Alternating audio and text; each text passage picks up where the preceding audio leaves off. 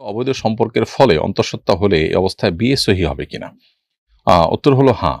অন্তঃসত্ত্বা অবস্থায় যদি বিয়ে হয় তাহলে বিয়ে সহি হবে। অবৈধ সম্পর্কের ফলে যদি এটা হয়ে থাকে সেক্ষেত্রে সেটার জন্য আলাদা করে আল্লাহর কাছে তওবা এবং ইস্তেগফার করে নিতে হবে। তওবা ইস্তেগফারের পর বিয়ে বন্ধনে আবদ্ধ হতে চাইলে আবদ্ধ হতে পারেন। এমনিতে সাধারণ অবস্থাতে কোনো নারী অন্য কোনো পুরুষের সন্তান তার গর্ভে ধারণ করেছেন তাহলে সেক্ষেত্রে তালাক হলে সন্তান প্রসব হওয়ার পর অন্য কোনো জায়গায় বিয়ে বসতে পারবেন। কিন্তু অবৈধ সম্পর্কের ফলে যদি অন্তঃসত্ত্বা হয়ে থাকে তাহলে ওই ব্যক্তি যদি বিয়ে করতে চায় সে বিয়ে বিশুদ্ধ হবে এবং এই অবৈধ সম্পর্কের কারণে যে হারাম সন্তান পেটে এসেছে সেটার জন্য উভয়কে তওবা নাসুহা বা আল্লাহর কাছে খাঁটি অন্তরে তওবা করতে হবে। প্রশ্ন হলো যে আমার সন্তান প্রসবের সময় বাড়িতে কোনো পুরুষ ছিল না, তখন সন্তানের কোনো ধাত্রী আজান দেয়, মহিলা মানুষ আজান দিলে কি কোনো সমস্যা হবে? উত্তর হলো না, এতে কোনো অসুবিধা নেই। নবজাতকের কানে আজান পুরুষরা যেমন দিতে পারেন নারীরাও কিন্তু দিতে পারেন। অতএব কোনো নারী যদি আজান দিয়ে দেন তাতেও কিন্তু নবজাতকের কানে আজান দেওয়ার যে মুস্তাহাব সেটি আদায় হয়ে যাবে। আর 7 মাসের বাচ্চা মিসক্যারেজ হয়েছে, আজকে 15 দিন, এখনো ব্লিডিং হচ্ছে, আমি কি নেফাসের হিসাব করব নাকি 10 দিন অতিরিক্ত হওয়ার পর সেটাকে অসুস্থতা হিসাবে বিবেচনা করে স্বাভাবিক এবাদবন্দি করব? উত্তর হলো 7 মাসের বাচ্চা যেহেতু হয়েছে এবং 7 মাসের বাচ্চা মিসক্যারেজ যেহেতু হয়েছে অতএব এটা নেফাস হিসাবে বিবেচিত হবে এবং যতদিন পর্যন্ত ব্লিডিং আছে ততদিন পর্যন্ত আপনি নেফাস হিসাবে গণ্য করবেন এবং নামাজ কালাম পড়বেন না। অবশ্য 40-এর পর হলে নেফাসের সাধারণ নিয়ম অনুযায়ী আপনি 40 দিন পার হয়ে গেলে তারপরে অটোমেটিক আপনি নামাজ কালাম পড়তে হবে। 40 দিনের বেশি নেফাস গণ্য হয় না। তাহলে 7 মাসের বাচ্চা মিসক্যারেজ হয়ে গেলে যে ব্লিডিং হচ্ছে সেই ব্লিডিংটাকে নেফাসের রক্ত হিসাবে গণ্য করা হবে, এটাকে সাধারণ অসুস্থতা হিসাবে বা ইস্তেহাজা হিসাবে গণ্য করবার সুযোগ নেই। একজন মহিলার বাচ্চা হওয়ার পরপরই জীবন আশঙ্কা থাকায় জরায়ু কেটে ফেলে দিতে হয়েছে। বর্তমানে তার রক্ত ক্ষরণ হচ্ছে, কিন্তু যেহেতু জরায়ু নেই এই রক্ত কি নেফাস হিসাবে গণ্য হবে নাকি ইস্তেহাজা হিসাবে গণ্য হবে?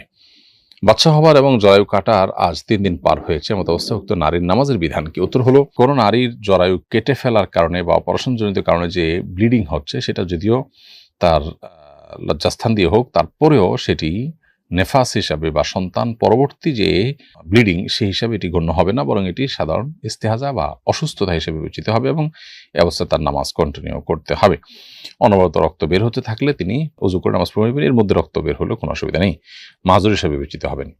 খোলাসা কথা হলো, নির্যাস হলো যে জরায়ু কেটে ফেলার ফলে যে রক্ত আসছে এটাকে নেফাস বলার কারণে নেফাস হবে তো শুধু সন্তান প্রসব পরবর্তী ব্লিডিং হলে সেটি।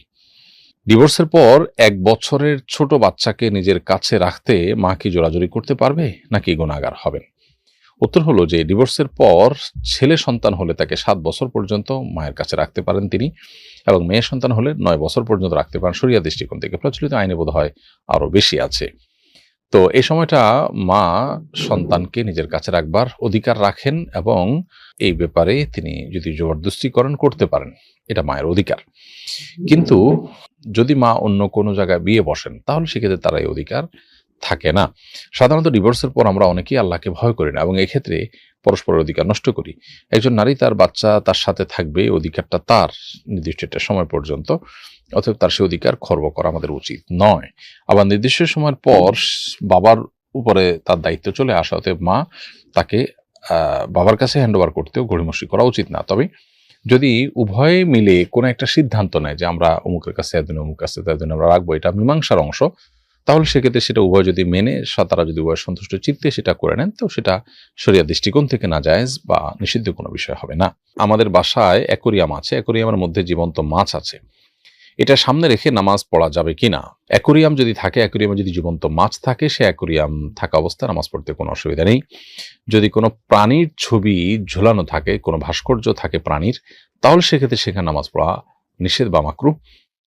ফেরেশতা, রহমতের ফেরেশতা সেখানে প্রবেশ করেন না। কিন্তু অ্যাকোরিয়ামের মাছ জীবন্ত, ফলে এটি ওই ঝুলন্ত ছবি কিংবা প্রাণীর ভাস্কর্যের মতো নয়। তবে নামাজের সময় অ্যাকোরিয়াম যদি একেবারে সামনে থাকে এবং নামাজের মধ্যে চোখে পড়ে, মনোযোগ নষ্ট হয়, তাহলে সেক্ষেত্রে এমন কোনো জায়গায় নামাজ না পড়ে বরং একটু আশেপাশে যেখানে সামনে এরকম কিছু পড়বে না সেরকম জায়গায় নামাজ পড়া উচিত। আমার ছেলে কাজ করতে সৌদি আরব গিয়েছিল, বেশি বেতনের আশায় সেখান থেকে পালিয়ে কুয়েতে চলে গেছে। কুয়েতে পালিয়ে কাজকর্ম করছে এবং ভালো বেতনও পাচ্ছে। এই টাকা কি তার জন্য হালাল হবে? উত্তর হলো যে যদি সৌদি আরব থেকে কুয়েতে পালিয়ে যান, এক্ষেত্রে যদি কারো কোনো ক্ষতি না করে গিয়ে থাকেন। অনেক সময় দেখা যায় যে মালিক বরং শ্রমিকের উপরে জুলুম করে বা যারা নিয়ে যায় তারা জুলুম করে। তো তাদের জুলুম থেকে বাঁচার জন্য তিনি যদি পালিয়ে যেয়ে কাজ করেন তাহলে সেক্ষেত্রে এটা তার জন্য নাজায়েজ কোনো বিষয় হবে না। আর যদি এমন হয় যে যিনি তাকে টাকা পয়সা দিয়ে নিয়ে গেলেন শ্রমিক হিসাবে অতিরিক্ত সুযোগ পেয়ে তার সাথে যে চুক্তি আছে এটার আগে পালিয়ে যান, তাহলে অবশ্যই এই কাজটা গুনাহের হয়েছে এবং বান্দার হক নষ্ট হয়েছে। ওই লোকের কাছ থেকে মাফ না পাওয়া গেলে কিয়ামতের ময়দানে এটার জন্য জবাবদিহি করা লাগতে পারে।